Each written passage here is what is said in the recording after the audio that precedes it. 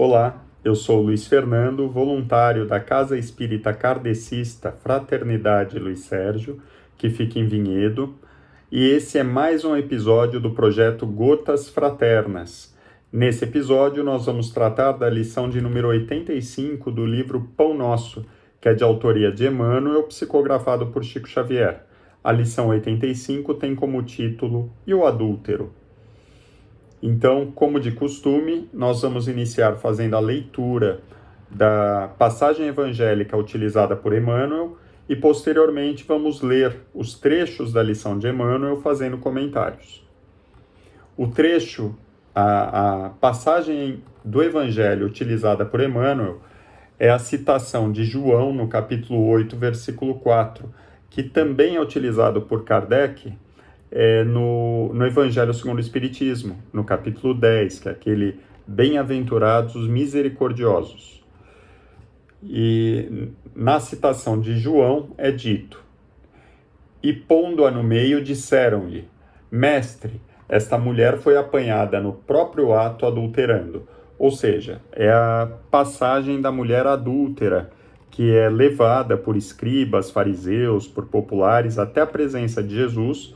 E os escribas e fariseus, mais uma vez, buscam testar Jesus, né? Porque, de acordo com a lei de Moisés, o adultério deveria ser punido com o apedrejamento. E eles querem verificar qual que é a posição que Jesus assume frente a essa situação. Emmanuel prossegue, então, na lição da seguinte forma: O caso da pecadora apresentada pela multidão a Jesus envolve considerações muito significativas, referentemente ao impulso do homem para ver o mal nos semelhantes sem enxergá-lo em si mesmo. Então, a primeira questão, da primeira lição que Emmanuel já nos traz, o quanto que nós, ainda hoje, ficamos enxergando muito mais o erro dos outros do que o nosso próprio, quando nós deveríamos ser, sim, mais rigorosos conosco mesmo, no sentido de buscarmos a nossa evolução, a correção dos nossos atos. Então, deveríamos enxergar, antes de ficar procurando o erro do outro, procurar o erro que nós mesmos cometemos, por pensamento, por atitudes, por palavras. Chico Xavier tem uma citação que, inclusive, eu anotei aqui, vou ler para a gente, que trata muito bem disso. Aos outros dou o direito de ser como são. A mim dou o dever de ser cada dia melhor. Quer dizer, assim que nós deveríamos trabalhar, assim que nós deveríamos agir, e não como nós costumamos fazer, como se diz, nós julgamos aos outros pelas suas ações e a nós mesmos pelas nossas intenções.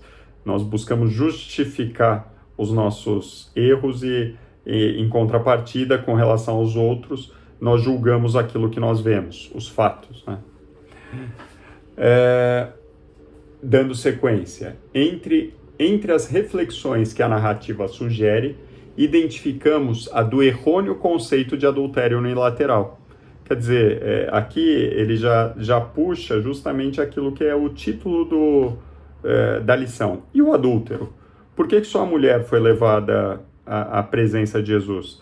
Ela cometeu adultério com alguém. Cadê o homem que estava com ela? Por que ele não foi levado à presença de Jesus? Se a infeliz for encontrada em pleno delito, onde se recolhera o adúltero que não foi trazido a julgamento pelo cuidado popular? Seria ela a única responsável? Se existia uma chaga no organismo coletivo, requisitando intervenção a fim de ser extirpada, em que furna se ocultava aquele que ajudava a fazê-la? Então, cadê o adúltero? Por que ele não foi conduzido? E aí a gente já entra num outro ponto, que é a questão do machismo.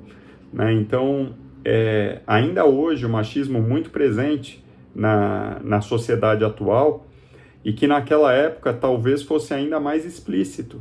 Então, a passagem nem menciona o homem, já que toda a culpa parece ser colocada nos ombros da mulher adúltera. Então, mais um ponto de atenção para todos nós, que nós devemos buscar sempre, o equilíbrio. o equilíbrio no julgamento, na consideração, na forma como nós enxergamos os homens e as mulheres.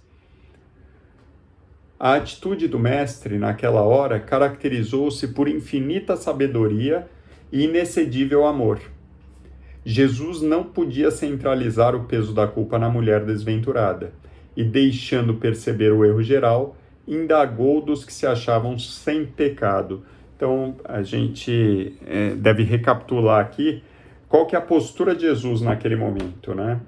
Então, quando os escribas, fariseus, chegam com a mulher e a apresentam a Jesus, apresentam o pecado dela de ter adulterado, Jesus se agacha e começa a escrever na terra. E há um entendimento de que ali ele estivesse escrevendo outras más tendências, erros, né, ou, enfim, posicionamentos que seriam errôneos por parte de todos, de diversos daqueles que estavam ali ao redor julgando aquela mulher. Então, soberba, vaidade, orgulho e tantos outros que talvez Jesus tenha escrito ali, e que aqueles que estavam julgando, condenando em seus pensamentos aquela mulher, passaram a verificar que também cometiam os seus próprios erros. O grande e espontâneo silêncio que então se fez constituiu resposta mais eloquente do que qualquer declaração verbal. E aí Jesus fala o quê? Ele convida aquele que se julgar sem pecados que atirasse a primeira pedra. E com isso, ao lado da mulher adúltera, permaneciam também os homens pervertidos, que se retiraram envergonhados. Então, um a um foi saindo daquele local, envergonhado, como diz a lição de Emmanuel. Nós enxergamos, né, aí o quanto que cada um de nós deve fazer essa reflexão sempre que a gente estiver julgando atitudes do nosso próximo. Todos nós, né, passamos por situações no nosso dia a dia onde nós eventualmente enxergamos erros, né? E o quanto que nós devemos nesse momento fazer justamente essa autoanálise, o quanto que nós mesmos também não estamos cometendo de erros, o quanto que nós ainda não temos a corrigir em nós mesmos. O homem e a mulher surgem no mundo com tarefas específicas que se integram, contudo, num trabalho essencialmente uno, dentro do plano da evolução universal. Ou seja, homens e mulheres possuem, sim, papéis distintos na sociedade ao longo de toda a evolução da humanidade, mas ambos têm, por fim, o desenvolvimento do crescimento individual, do crescimento coletivo, por meio do amar ao próximo como a si mesmo. No capítulo das experiências inferiores, um não cai sem o outro. Principalmente, e essa lição deixa isso muito claro, para que a mulher adulterasse, havia também a necessidade de um homem que estivesse adulterando ali com ela, né? Da mesma forma, diversos outros erros, se nós formos examinar, eles dependem de erros coletivos, ou erros de outros, né? Então, quanto que nós julgamos, por exemplo, o corrupto, e esquecendo, né, daquele que o corrompeu. Então, diversas situações que nós devemos fazer uma análise geral do quanto que nós mesmos eventualmente contribuímos para o erro do outro.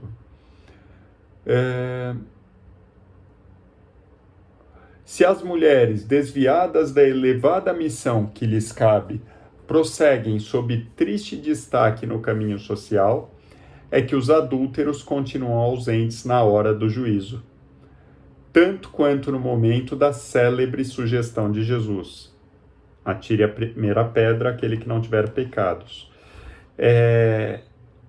Aqui eu faço questão de colocar que todos nós, quando quando vemos lições evangélicas, por vezes achamos, nossa, mas naquela época era um absurdo, como é que podia fazer o apedrejamento, né, de uma pessoa?